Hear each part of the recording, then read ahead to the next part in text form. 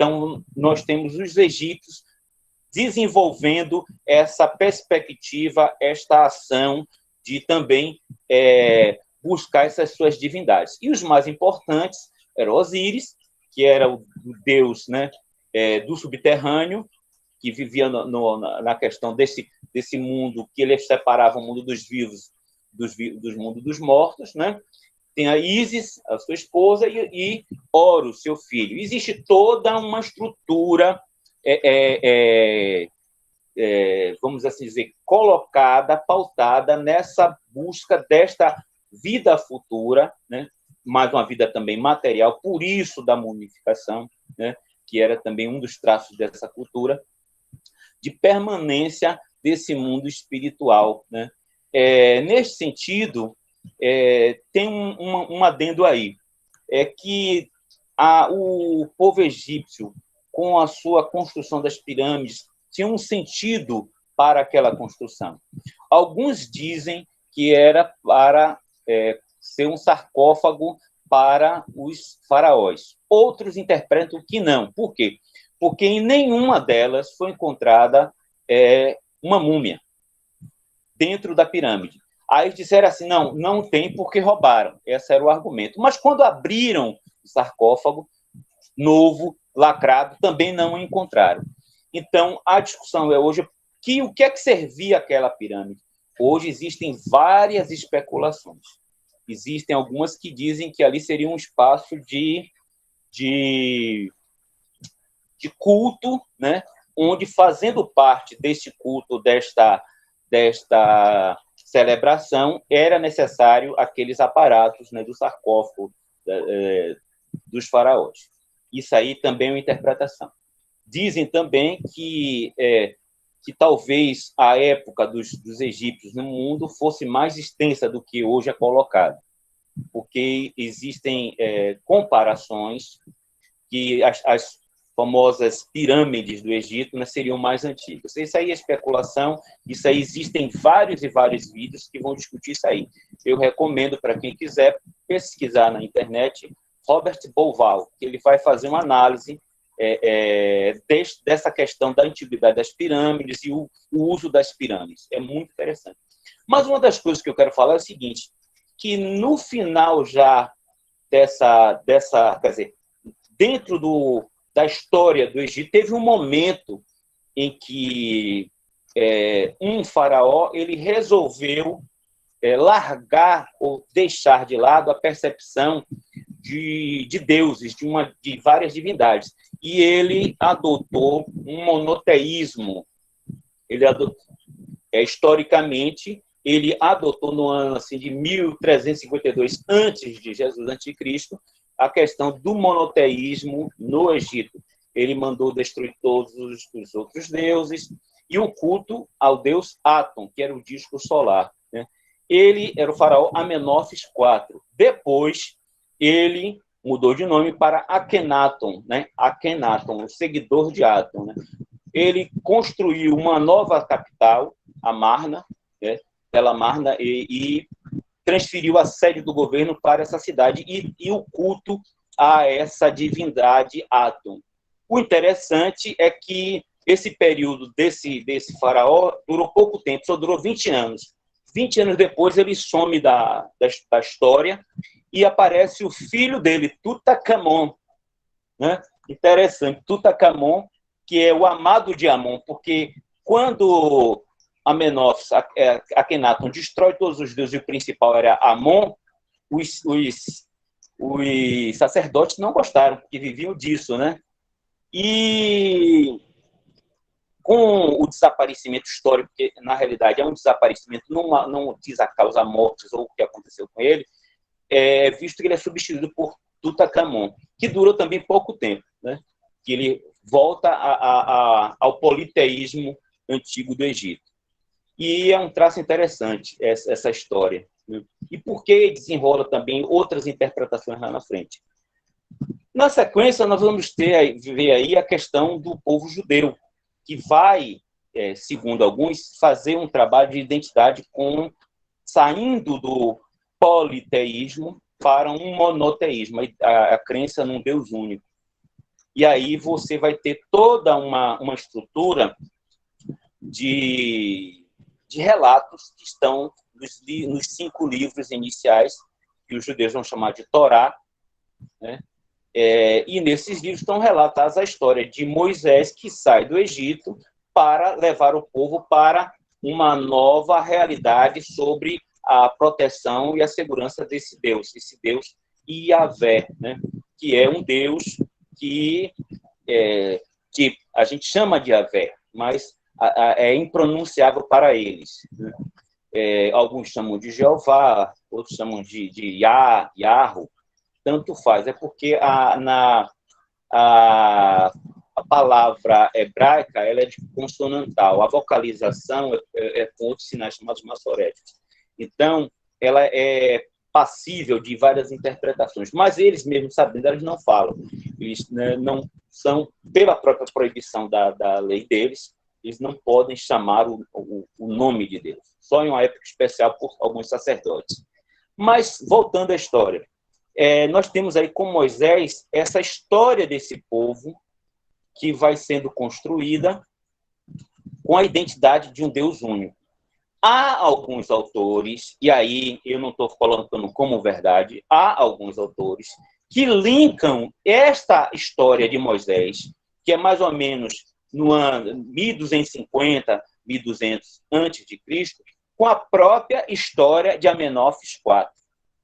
Então, alguns autores interpretam que este Moisés, né, seria o Amenófis IV, que tentou criar esse politeísmo lá no Egito. Há suposições. Eu não entro nessa questão, mas há suposições sobre essa questão aí, né? Mas é passado para nós que o povo judeu trouxe essa primeira ideia de um Deus único. Não é.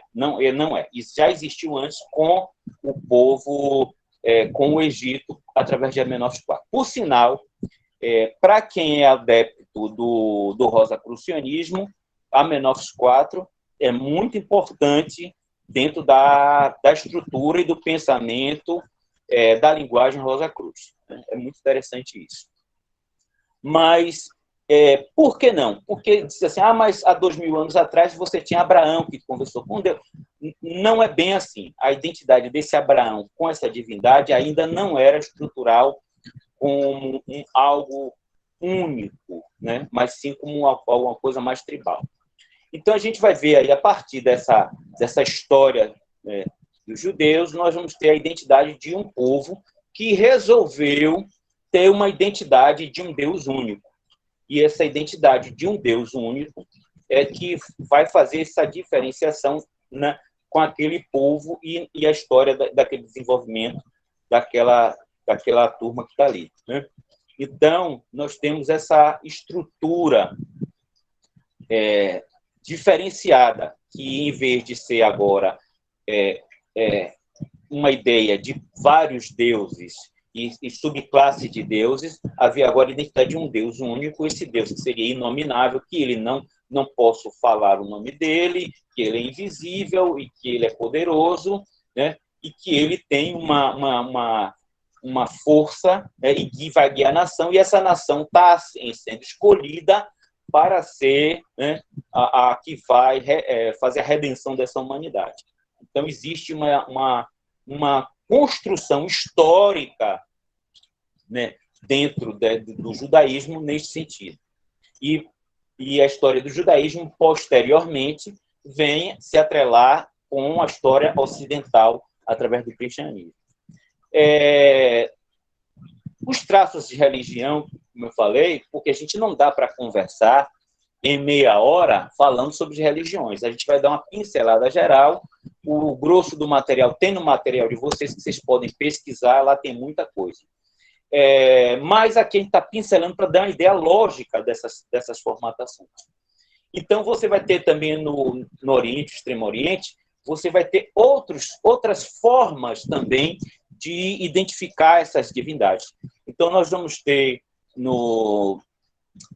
na Ásia, a Índia, tendo uma outra perspectiva de um relacionamento com essas divindades e também cultos diferenciados, sendo que esses deuses vão ter toda uma gama de subdeuses para que pudesse ter essa adoração. Então, se diz que ainda tem milhões de deuses. Deuses porque são algumas entidades são familiares, de clã, de grupo, mas os principais nós vamos ter como Brahma, Vishnu e Shiva, né? Nós vamos ter esses deuses tendo uma relação muito próxima com sua criação e guiando alguns para serem baluartes deste povo. Então, vamos ter vários livros históricos e, ao mesmo tempo, fantásticos desses heróis, dessa mitologia indiana.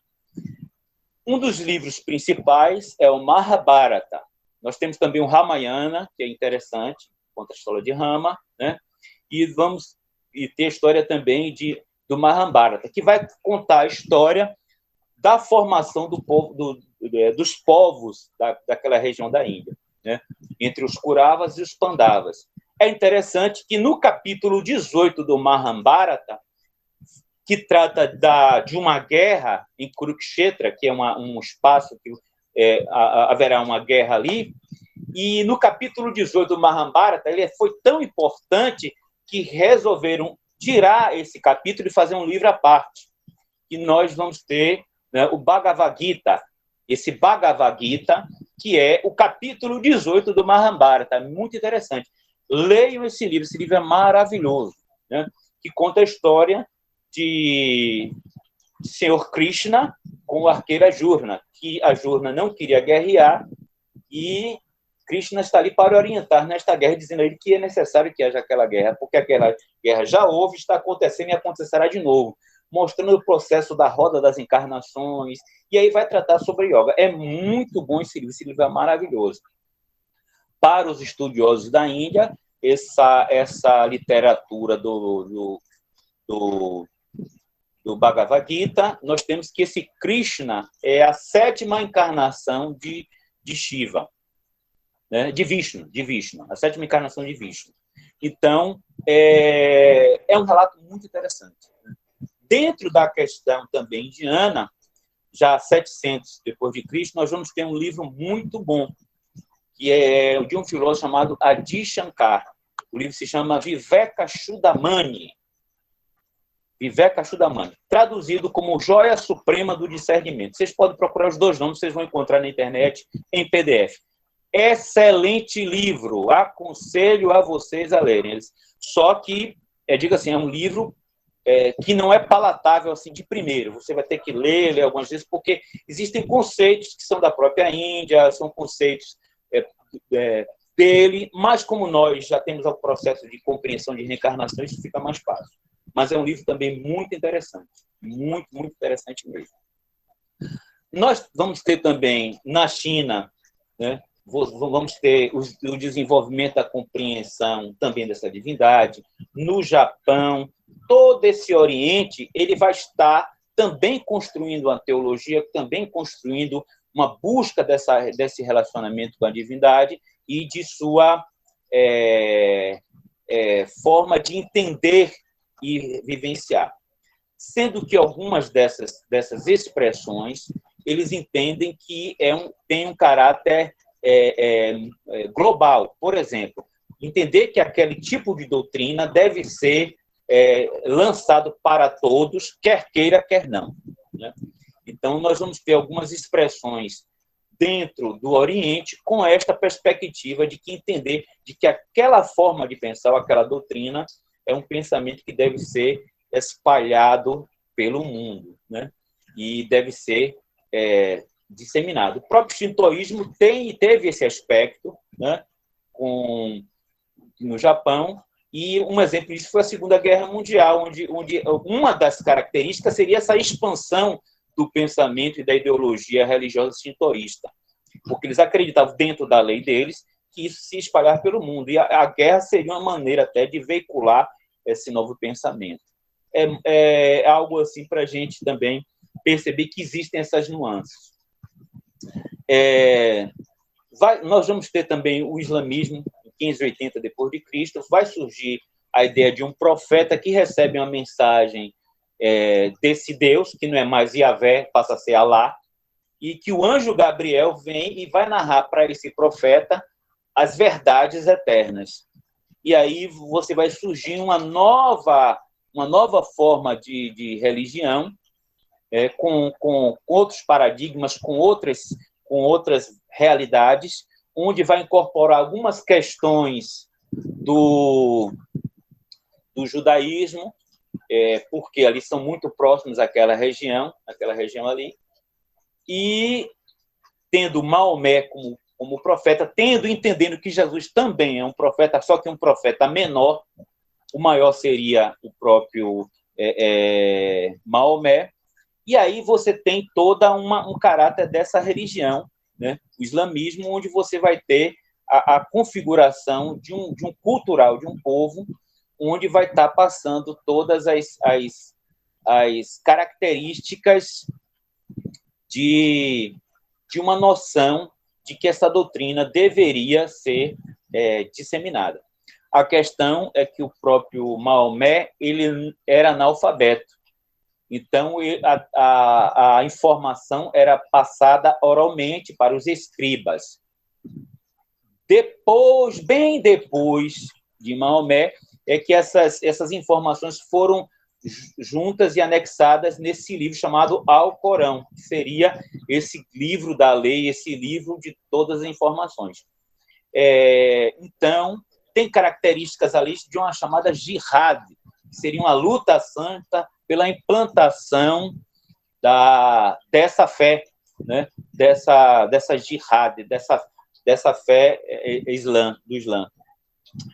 É um pouco complicado, porque alguns vão interpretar que essa jihad seria uma jihad simbólica, e outros vão interpretar que essa jihad é uma jihad verdadeira, real. Então, quem não aceitar deveria ser morto. Então, quando nós vemos aí essas questões dessas tradições, né, do Islã com mais voltadas para uma violência, a gente pensa que é a totalidade. Não é a totalidade. Mas a questão existe isso no livro? Existe. A interpretação está sendo essa, onde, de qualquer forma, deveria ser implantada. E aí a violência seria um desses recursos. Outros vão interpretar que não, seria um outro aspecto. Mas isso aí fica para a discussão das pessoas, fica para a análise, fica para a interpretação. Porque o texto religioso é passível de interpretação. A gente tem que entender isso. Quando a gente vai pegar um texto religioso, se a gente for o que está ali realmente colocado, a gente vai ter que entender que ele foi escrito num tempo para certas pessoas e para certas situações. E, às vezes, a gente quer transformar aquilo ali para os dias atuais. Então, isso aí fica também muito complicado. Então, nós vamos perceber que, a partir daí, você tem todas essas noções. E vai surgir, né, dentro dessas religiões totais, uma que vai no Ocidente, que tem um crescimento muito maior, que é o cristianismo, que ela nasce dentro do judaísmo, que é uma interpretação do judaísmo, né, de certas noções do judaísmo, que foi feita por Jesus, em hebraico, Yeshua, né, que alguns dizem que vai ser o Messias, o Mashiach, Yeshua HaMashiach, o Messias. Contudo, aí volta novamente as interpretações. O Mashiach, o Messias judeu, é um Messias político, não é um Messias salvador de alma, não é um Messias redentor. Isso tem que ficar muito claro. Então, por isso que até hoje os judeus não acreditam em Jesus. Por quê? Porque ele não foi um Messias. Davi foi um Messias, Salomão foi um Messias, todos esses reis antigos, né, do povo judeu foram Messias, porque foram ungidos. Messias quer dizer a unção, né? O Mashiach é ungido com óleo na cabeça. Então, Jesus, para os judeus, não é um Messias, porque ele não foi ungido para tal. Mas as suas interpretações desta lei, né, desta Torá, dessas informações que são interpretações muito interessantes, e por ser muito interessante, ele criou um séquito de pessoas que o acompanhavam. E a forma de interpretação dele, desse judaísmo, gerou correntes diversas. E uma dessas correntes foi chamada posteriormente, depois dele, como cristianismo. Acontece que Jesus não fundou nenhuma religião. Ele nasceu judeu, viveu judeu e morreu judeu, com todas as tradições. Agora, contudo, a interpretação dele foi um pouco diferenciada. Após ele, várias pessoas começaram a escrever, fazer relatos, porque o que nós temos hoje como Evangelho de Mateus não foi Mateus que escreveu, é atribuído a ele. Evangelho segundo Lucas. Não foi Lucas que escreveu. Parece até que Jesus estava falando, alguém sentado do lado dele anotando. Não existe isso, não existiu. É atribuição posterior, 100, 200 anos depois. Nós não temos originais dos evangelhos. O que nós temos são cópias de cópias de cópias. A cópia mais antiga de escrito do Evangelho, a cópia mais antiga, e não está completa, é de 150 depois de Cristo. Aí vocês me perguntam, como é que o Evangelho está completo aqui na minha mão? Estão entendendo? Cabe aí o quê? Relatos de um, relatos de outro, acréscimos e tira e coloca, tanto que você vai ter em 325 essa união desses grupos cristãos que estão separados, que são chamados de igreja. Igreja, em grego, quer dizer ecclesian, que quer dizer comunidade. Comunidade, eram grupos, eram comunidades. E como existia um poder político de Roma naquele período, e havia uma intencionalidade deste imperador com a adoção destes conhecimentos, desta nova doutrina, foi criada, a partir daí, um corpo doutrinário de um novo segmento que se passou a ter uma construção ideológica de uma narrativa também de escritos. Porque a gente tem que entender assim, existiam 80 evangelhos, vamos dar exemplo, 80 evangelhos. Evangelho de Tomé, Evangelho de Maria, Evangelho de não sei quem, Evangelho de não sei quem. Aí se reuniram e disseram, isto aqui está mais próximo do que nós queremos e este aqui não. Esses que ficaram distantes foram chamados de apócrifos. E aqueles que coordenavam mais ou menos com a ideia do que eles queriam, foi colocado como aqui os 4 evangelhos. Se a gente analisar os 4 evangelhos que nós temos hoje, inicialmente já vai ver que ele é contraditório em algumas coisas. Em um, a gente tem o nascimento de Jesus em Belém, e outro fala o nascimento de Jesus em Nazaré. Os pastores vão visitar Jesus, o outro são os 3 reis magos. Então, completamente díspares. Quer dizer, Jesus teve 2 nascimentos. Só desses 4 evangelhos, Jesus nasceu de 2 formas.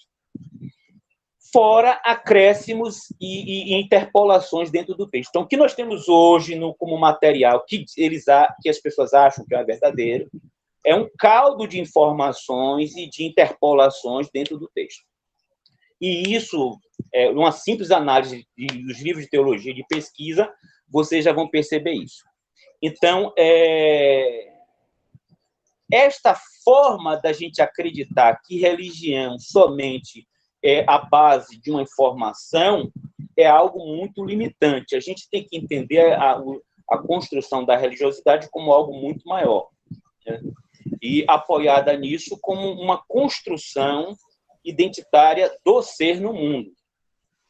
Então, quando a gente vai falar desse tema, a gente vai ter que entender que existe uma trama de relações e de interpretações que vão dizer muito.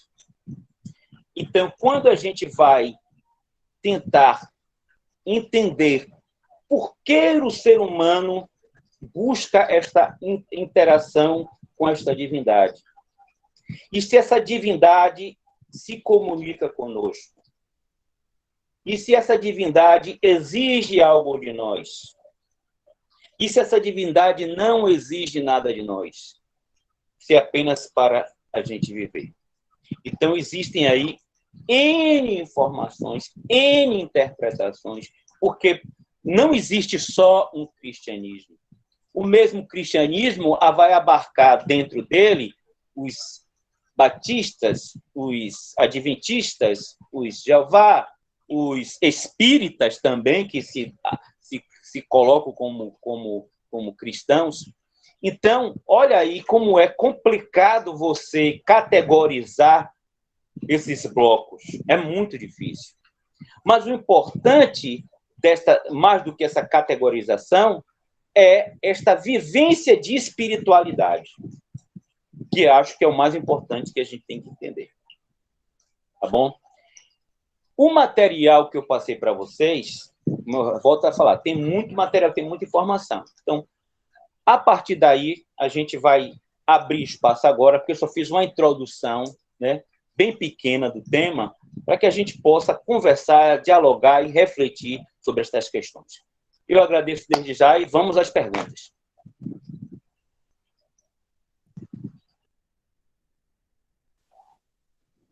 É uma introdução fantástica, né? A gente faz uma viagem assim, ficando sentado na cadeira, Reinaldo, e construindo essa visão da religião a partir da sua fala. Eu fiz umas perguntas aqui. O Alcorão tem só instruções para a religiosidade ou tem questões sociais, políticas descritas lá?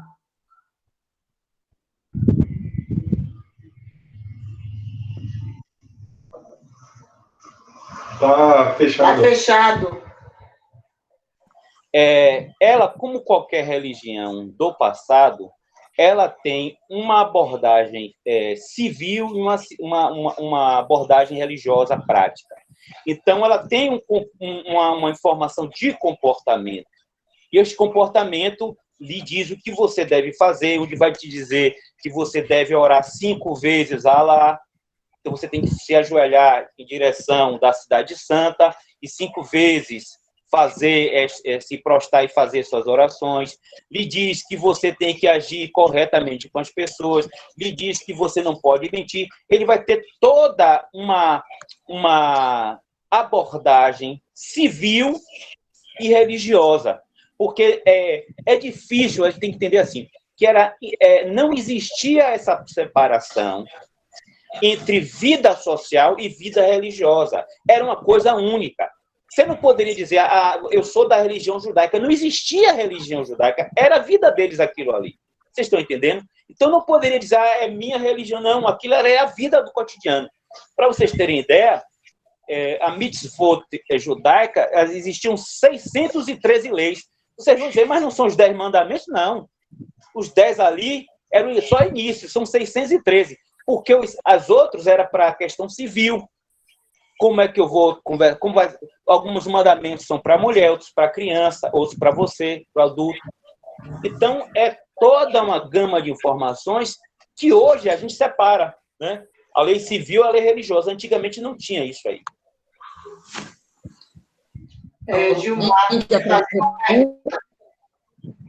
Reinaldo, diante de todos esses conhecimentos, eu tenho uma amiga que já tem praticamente uns 20 anos. Sim. E até hoje eu não consegui convencê-la. Eu disse que a fé é raciocinada, e ela, até hoje, ela diz que a fé é cega. Porque a fé ninguém enxerga, ninguém vê e sente. Eu contesto o tempo todo com ela, né? Com meus conhecimentos e tal, mas não consegui convencê-la. Me deu uma palavra assim para eu... Vou explicar a você. Porque teve uma pessoa dentro do cristianismo que ajudou muito o desenvolvimento do cristianismo e, ao mesmo tempo, atrapalhou. Essa pessoa se chama Paulo. Esse cidadão aí ajudou muito, porque divulgou para os gentios a questão dessa interpretação da fala de Jesus. Né? Mas esse mesmo Paulo criou coisas que Jesus não disse. Por exemplo, uma pessoa chegou para Jesus: o que é que eu faço para ganhar a vida eterna? A Jesus disse: siga a lei. Siga a lei. Aí, Paulo vai dizer o quê? Para você ganhar a vida eterna? Confesse que Jesus é seu único Salvador. Pô, quando foi que Jesus disse isso? E que eu tenho que batizar em nome de Jesus? Se o próprio Jesus nunca disse isso. Então, este Paulo que sai do Evangelho, no relato do Atos dos Apóstolos, né? Esse aí foi criando frases. E essas frases de efeito. E uma das frases dele, dizendo que a fé era uma ação do invisível, né, que você não vê, mas que você crê que vai acontecer, né? Então, é a certeza dessa ação, deste invisível que você não está vendo e que vai fazer algo mirabolante, algo sensacional, que vai transformar. Contudo, isso aí é um conceito errado da palavra que está lá para os judeus, da palavra emuná, que quer dizer confiança. Confiança. E a palavra emuná, confiança, diz o seguinte: se eu sei que tal coisa acontece, que ele nunca tem falhado comigo, então eu confio que isto vai acontecer de novo, porque ele não falha comigo.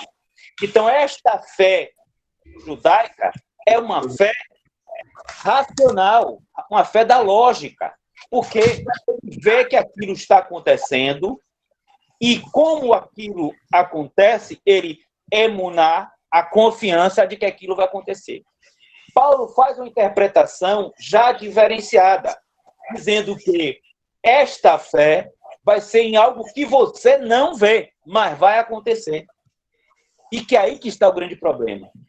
Hoje, as pessoas cristãs se apegam mais a Paulo do que a Jesus. O que a gente tem que entender hoje, e ficar muito claro, que as nossas igrejas cristãs não são cristãs, são paulinas.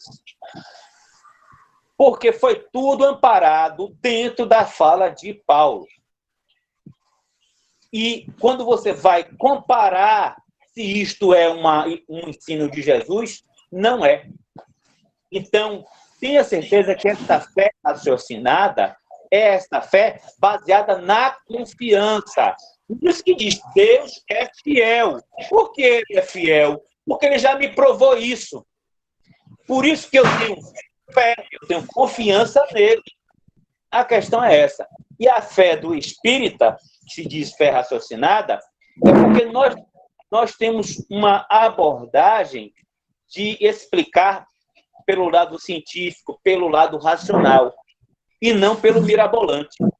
Então, esses irmãos ainda vão acreditar que Jonas ficou 3 dias dentro de um peixe, vão acreditar que um burro falou, vão acreditar em coisas mirabolantes, que Moisés foi amparado por Deus porque veio uma grande nuvem para tapou o sol para que não fizesse calor, e aparecia uma chama de noite para não ter frio.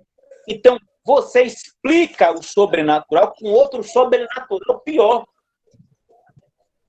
Aí você vai precisar de muita fé para acreditar naquilo. Porque quando eu percebo que eu posso acreditar em algo que extrapola a realidade, eu posso acreditar em tudo. E aí o Espiritismo, como é uma base racional, ela vem tentar entender por que estas coisas acontecem e se é que aconteceu.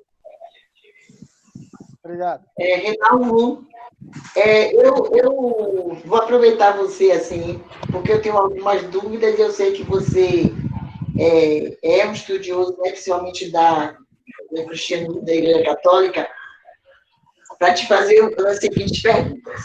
São 3 logo assim, sabe? Por que essa troca de nomes quando o religioso ele vai se converter? É uma. A outra é, sim, qual é o critério utilizado? E por que esses líderes religiosos eles têm que serem castos? Precisa praticar o celibato?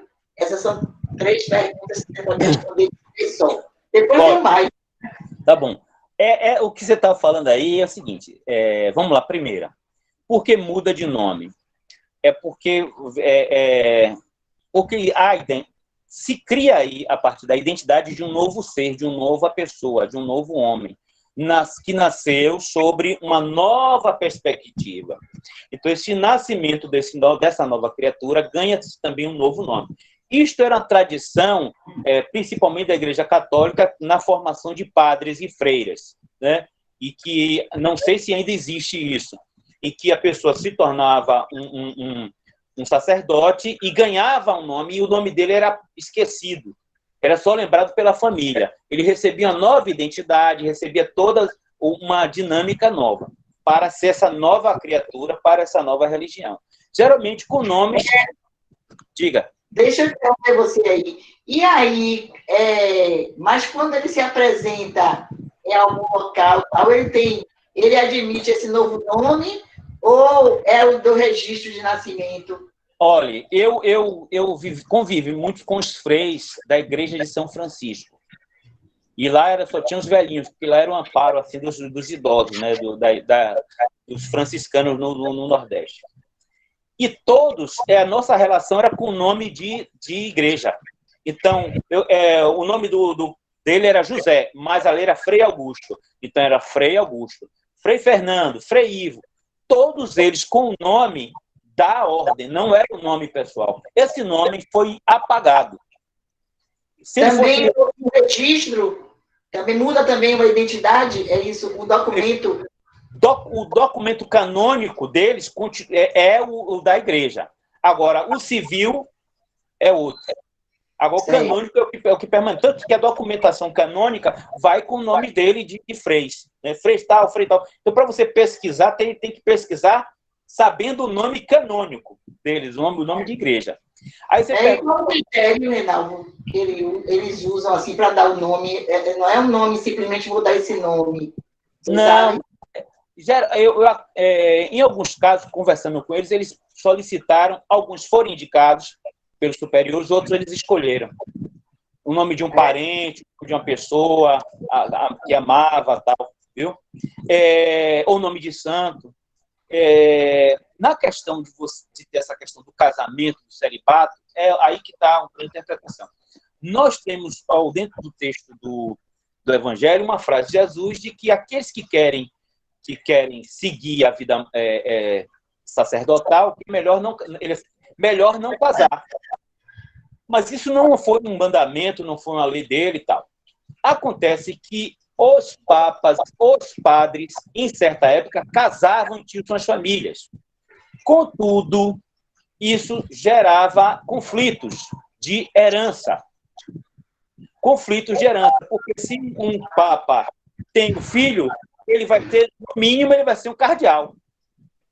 Já nascia de berço cardeal. Por que cardeal? Porque ele já pode ser votado como papa. Então, quando a criança nascia, naquela época que os papas casavam, já colocava o gorrinho roxo nele. Por quê? Ele já estava ali para ser candidato a papa. Esse problema de herança, de conflitos, se fez uma nova roupagem. E aí você fez a opção pela parte de celibato e vamos dizer, não mais esse contato com a questão familiar, né? E o nascimento de uma criatura. Essa questão de herança também, eu acredito que a igreja não ia querer, né? Não queria perder também, né? Porque tem essa parte aí da herança que acho que terra, né? O que é parte da igreja, o que ele construiu a partir dele, se ele pegou um tanto e construiu mais, vai ficar para o filho dele ou vai ficar para a igreja? Está entendendo? Então, por causa disso, não, porque foi uma mensagem divina que nós recebemos, e agora não. A coisa parou na questão, muitas vezes, econômica mesmo disso aí. Está entendendo? Social, política. Então, tem essa situação. Né? Mas a gente tem que entender que são formas. E uma coisa interessante, quando a gente falou da chamada essa igreja católica, katos, em grego, quer dizer universal. Quer dizer, quando os concílios dessa igreja primitiva, que estava se formando o que seria o chamado catolicismo, eles tinham a ideia de que aquilo ali era universal, era para todos. Bom? Eu tinha feito a pergunta por que foram considerados 4 evangélicos, mas você, dentro da sua fala aí, você respondeu. Existem mais. Procure os evangelhos apócrifos. Evangelho de Tomé, Isso aí eu já vi, já dei uma pesquisada. Agora, eu tinha perguntado quais foram os critérios que foi usado para dizer, apenas 4. É o que mais se aproximava da ideologia que eles queriam passar. Certo. Ok. Obrigada. Quem mais? Reinaldo? Quem Oi. mais? Reinaldo, eu tenho uma pergunta. Diga. No caso do Império Romano, ele quis Sim. dominar o cristianismo que estava perdendo o controle. Ele disse, "Olha, isso vai crescer tanto que é melhor eu dominar isso, o cristianismo." Eu queria saber se havia possibilidade de, ao invés do cristianismo, o imperador escolher outra religião para ser do império. A gente tem que entender assim, não existia esse cristianismo que a gente entende hoje. Existia assim, existiam pessoas chamadas cristãs que seguiam um pensamento das palavras desse profeta, que ainda não era considerado Deus. Deixa muito claro isso. Essa ideia de divindade de Jesus é construída bem posterior, nos concílios. No tempo inicial de Jesus, não tinha essa característica de Deus, Jesus como divindade, né? Então, dessa pessoa que vai dar uma nova roupagem, tanto que eles não entendiam se eles tinham que ainda conservar as tradições judaicas para ser cristão, ficava ainda essa confusão na mente deles, né? Tanto que eles foram chamados a seita dos Netzarim, que são a seita dos nazarenos, porque Jesus era nazareno. Então, isso fica muito confuso. A perseguição, nós vamos ter a perseguição, principalmente de Nero e de Diocleciano, de tantos outros, que vão estar perseguindo estes cristãos, mas esses cristãos não tinham ainda uma estrutura organizacional. Eram igrejas espalhadas, pessoas espalhadas que tinham uma informação de um evangelho ou de dois, ou de cartas de não sei quem, onde eles tinham aquilo ali e tinham aquilo ali como uma verdade. Só bem posteriormente que nós vamos ter com Constantino essa união destas igrejas e destes livros bem díspares entre eles, onde ele vai reunir essas pessoas para dialogar, para discutir o que é isso que a gente está fazendo. Está entendendo? E por que dizem que ele fez isso? Aí há várias teorias. Uma delas, vou contar duas. Uma delas diz que ele foi guerrear, né? E aí ele viu uma mão no céu fazendo o sinal da cruz e disse assim, na cabeça dele, com este sinal vencerás. Aí ele vai para a guerra, manda colocar a cruz nos escudos e vence a guerra. Essa é uma das, né? Aí você tem uma grande frase, né? Signe vinces, né? Não me lembro agora. Signe vinces, está em latim. Com este sinal vencerás. Você tem anéis, você tem brasões, com essa frase, com esse sinal vencerás, que é o sinal da cruz. Isso aí é uma teoria, isso aí não é fato verídico, não. É tradição. Uma outra é de que você tem já o Império Romano já se esfacelando com as invasões bárbaras, com outros povos com poder, e você precisava ter uma estrutura harmônica dentro do próprio povo para ter ainda uma harmonia. Tanto que essa harmonia não durou muito tempo, depois teve essa divisão, né? O Império do Ocidente e o Império do Oriente. Mas você precisava dessa harmonização. Como essas ideias cristãs já estavam infiltrando na população de elite, porque inicialmente era uma informação de pobre, era informação do povão, não era de elite, ela foi crescendo e foi chegando a essa elite, dizendo até alguns que o pai a mãe do próprio Constantino era cristã. Então, como é que ele vai mandar matar a própria mãe, né, por causa dessa crença? Há aí várias interpretações, mas a gente tem que entender que as coisas foram um processo, as coisas não aconteceram de uma forma pronta, acabada, tudo organizado, não. Era um processo muito lento, onde as informações foram sendo construídas, tá bom? E até a ideologia dessa futura igreja foi sendo construída. Tem livros que estavam, que saíram, tem livros que não estavam, foi depois aceito. Para vocês terem ideia, só no ano 500 e pouco que o livro de Apocalipse entrou para o cânone cristão. Antes ele não era aceito. E a livro que era aceito deixou de ser. Então, é muito... Aí, quando você pega hoje a Bíblia, é a palavra de Deus. Não é a palavra de Deus. Ali é a história de uma divindade. E que essa divindade percorre a história sendo narrada de diversas formas. E o resultado final foi ao sabor político dos homens, né? Porque hoje você tem essas informações aí. Ok? Não. Então, Oi. Quem vai? Uma pergunta aqui. Com relação aos egípcios, eles teriam, como posso dizer, uma relação com o espiritismo, pela forma de acreditar na vida após a morte, ou de algum modo acreditar nisso? Olha, ele tem um livro chamado Livro dos Mortos. O Livro dos Mortos. Esse Livro dos Mortos não é o Livro dos Espíritos, não. É um livro bem diferente.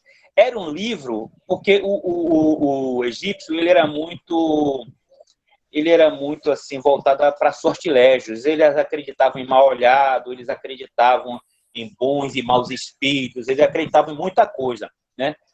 E eles escreveram um livro chamado O Livro dos Mortos, que era, segundo eles, um morto tinha que passar por algumas provas para chegar nesta terra, esse paraíso deles, né? Então, eles tinham que passar por algumas provas. Este Livro dos Mortos egípcio dizia os macetes para você poder passar essas provas. Tá entendendo? Uma das provas você passar por 40 sábios. Esses sábios lhe faziam 40 perguntas. Cada sábio abria uma porta e você passava um nível, né? O interessante é que dessas 40 perguntas do Livro dos Mortos está nos 10 mandamentos de Moisés. Né? Não, você já cobiçou a mulher do próximo? Ah, não. Você já matou alguém? Ah, não. Você sabe? Essas perguntas que os sábios faziam, nós vamos encontrar ela resumida nos 10 mandamentos. Então, a gente já percebe ali que uma certa influência egípcia, né, dentro dessa questão judaica. E aí trata essa percepção. Eu não diria que existe essa ligação com o espiritismo, tá entendendo? Porque eles têm uma ideia de uma vida material, né? De uma vida material em um outro ambiente, né? Em outra perspectiva. Diga. Isso eu tinha essa ideia, mas se você pensar pelo fato de que eles, como é que fala, guardavam coisas para poder voltar, então não era tão ligado assim, tinha meio que uma ideia. Tinha uma vaga ideia dessas coisas, né? E também, assim, a pessoa chegava, simbolicamente, eles iam... existia uma ideia de um juízo final para eles, que quem você tinha na corte de Osíris, existia Maat, né, que era uma deusa, e ela existia uma pena. E essa pena era pesada, a pena dela com o coração da pessoa, né? Se a pena pesasse mais, né, do que a pessoa estava o quê? Boa, porque o coração da pessoa era leve, a pessoa podia entrar no paraíso deles. Se fosse o coração mais pesado, não entrava. Era devorado por um monstro mitológico deles lá, tá entendendo? Então, essa por sinal, essa imagem da corte celestial, ou da corte de julgamento, está no material que eu passei para vocês. Ali tem a sala onde você tem os sábios, né? E ali embaixo, Maat com sua pena e Osíris, que é um deus que está todo de branco, todo enfaixado, porque ele é a primeira múmia, a ideia da mumificação que vem de Osíris, né? É muito interessante esse estudo do Egito. Agora, é algo muito, muito extenso. Não dá para a gente, num minuto, falar muita coisa do que tem sobre o Egito. Existem muitas possibilidades, muitas informações. Existem dinastias diferentes, interpretações diferentes, vamos assim dizer, gerações que trabalharam de outras formas essa espiritualidade, enterraram seus corpos de outras formas também. Reinaldo, Diga. Você também disse que Jesus não era o Messias para os judeus, mas ele também não era seu inimigo. A gente já teve uma conversa sobre isso. Pois ele faz parte da ideologia, ele era um judeu. Fala um pouco sobre isso, porque a maioria dos povos acreditam, sem ser judeus, que Jesus faz parte da sua nacionalidade, que Jesus é brasileiro, né? Que Jesus é europeu, mas não que Jesus era um judeu. Jesus nasceu dentro de um povo, onde esse povo tinha um costume e uma tradição histórica, onde existiam livros que eram chamados livros da lei, a Torá e os outros livros dos profetas, onde existia um ritualismo para ser seguido, onde existiam normas e condutas para todo o povo. E Jesus seguiu e viveu isso aí. Existia um templo para a adoração dessa divindade. Jesus, em nenhum momento, vai quebrar isso aí. Tanto que ele diz, eu não vim destruir a lei e os profetas, eu vim dar cumprimento. Isto está muito claro em Jesus. Outra frase dele, em que ele diz assim, eu não vim somente as ovelhas perdidas da casa de Israel. Então, deixa claramente que ele nasceu para aquele povo, para fazer um trabalho com aquele povo. Acontece que a interpretação da sua vivência e das suas palavras ganhou uma dimensão muito maior. Vamos dar uma interpretação muito simples. Por exemplo, olha a profundidade. Foi questionado a ele, Senhor, qual é o sacrifício mais agradável a Deus? Olha que interessante. Porque o povo judeu sacrificava boi, sacrificava bode, sacrificava pomba para o seu Deus, porque era normal, né? E a tradição da família de Jesus era a mesma coisa, ele também, porque era normal, fazia parte do povo judeu.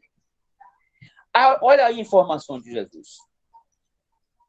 A gente tem que entender que o judaísmo não era o único, ele tinha várias correntes, várias e várias. Você tinha os essênios, você tinha os saduceus, você tinha os fariseus, você tinha um monte de segmentos que buscavam outros caminhos.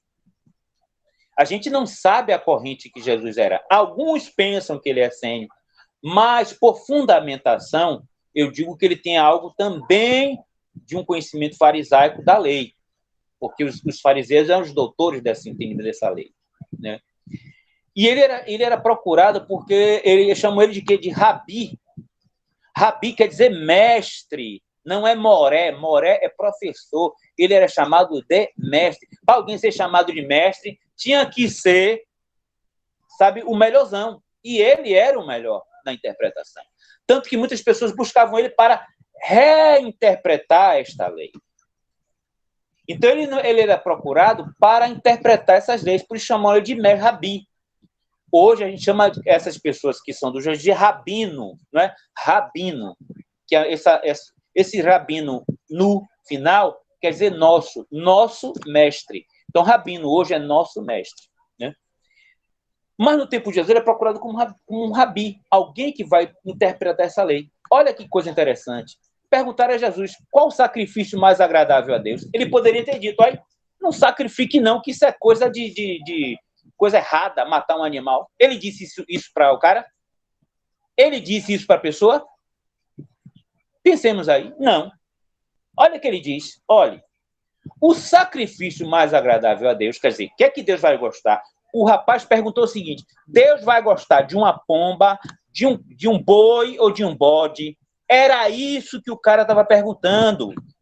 Qual o sacrifício mais agradável a Deus? Aí Jesus vai lá na profundeza do seu ser. Olha a interpretação de Jesus. Antes de você colocar sua oferenda no altar, lembre se você tem algo contra alguém ou alguém contra você. Vai lá e se reconcilia. Pergunta, ele negou a oferenda?